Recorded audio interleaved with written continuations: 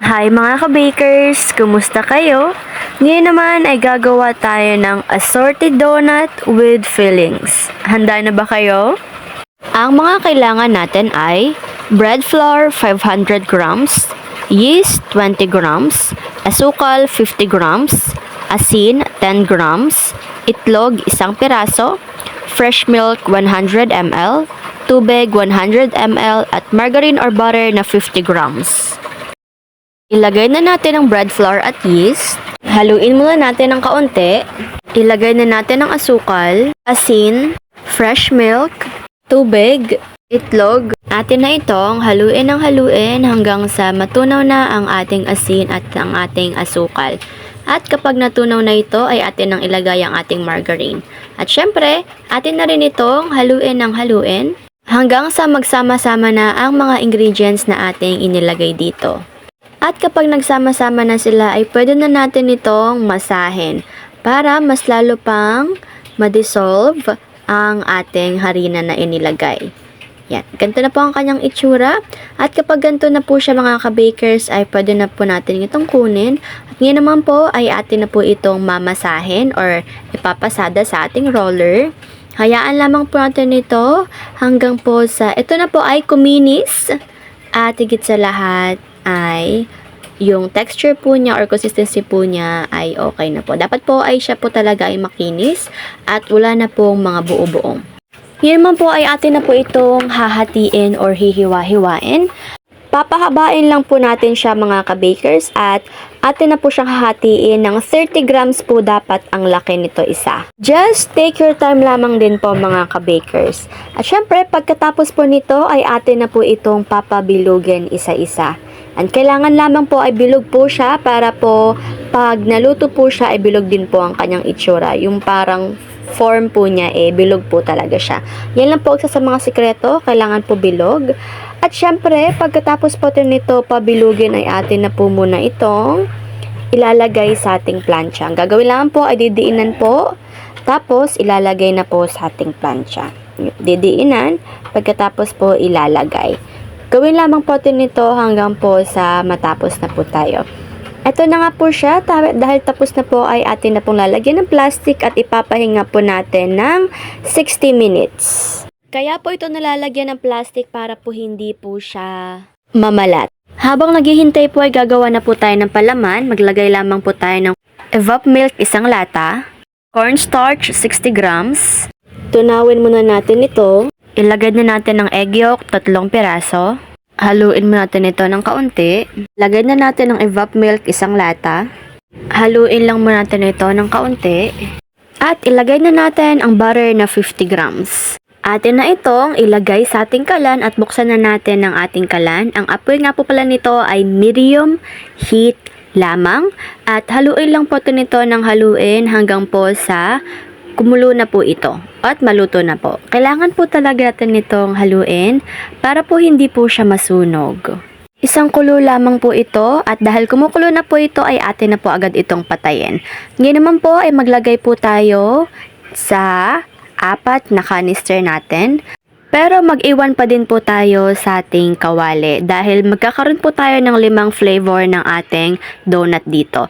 Next naman po maglalagay na po tayo ng ating flavor at ang una po ating ilalagay ang ating strawberry flavor. Atin lang po siyang ilagay ng 1 teaspoon at haluin na po natin ito. Pangalawa naman ay ang pandan flavor at atin lang po siyang haluin. 1 teaspoon pa rin po ang ating inilagay dito.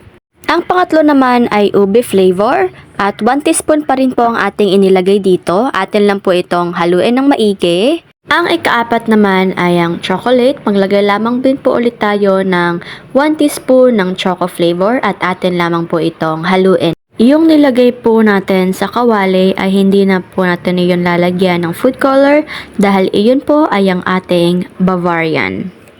Ilalagay na po natin isa-isa sa plastic ang mga palaman na ating ginawa. Higpitan lamang po natin ng pagkakatali dito. At eto na po ang palaman ng ating donut yan. 5 po ang ating palaman dito na sobrang sarap naman talaga.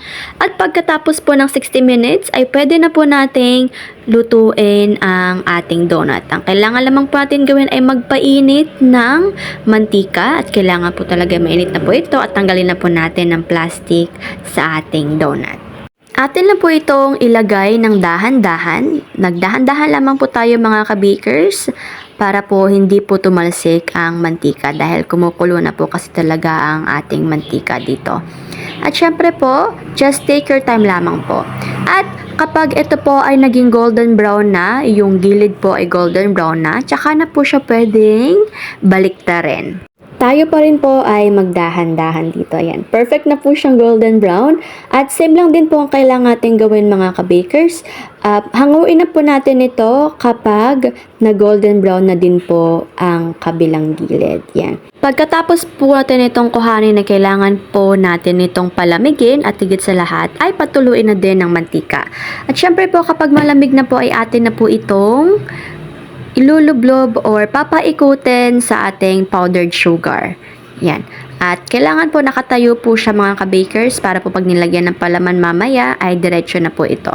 Same, gawin lang po natin ito hanggang po sa matapos na po tayo sa pag-iikot ng ating donut sa ating powdered sugar. Ngayon naman po ay atin na po itong tutusukin. Yan. Magtutusok na po tayo para po may lalagyan po tayo ng palaman mamaya. Wag nga lang po hanggang kabila po matusok po.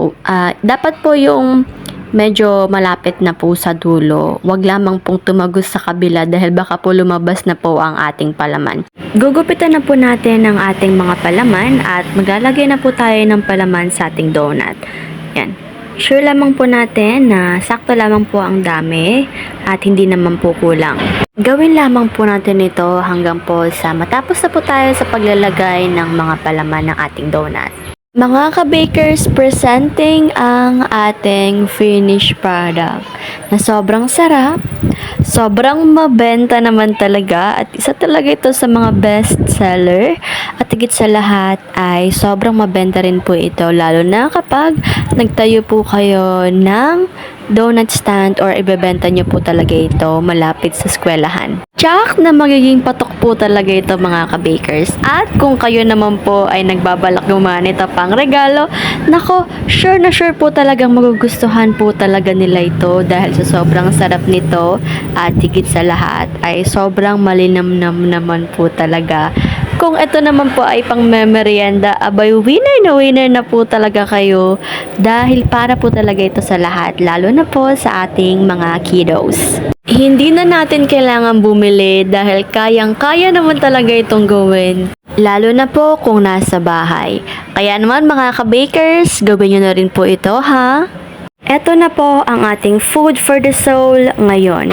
Isaiah 26 verse 3 to 4. Binibigyan mo ng lubos na kapayapaan ang mga may matatag na paninindigan at sa iyo'y nagtitiwala. Magtiwala kayo kay Yahweh magpakailanman sapagkat ang Diyos na si Yahweh ang walang hanggang kublihan. Amen, amen, amen. Siya lamang ang Panginoon noon, ngayon at magpakailanman at dapat siyang papurihan. Maraming salamat po sa inyong lahat mga ka-bakers. Hanggang dito na lang po muna ako. Paalam muna. Take care at higit sa lahat ay God bless.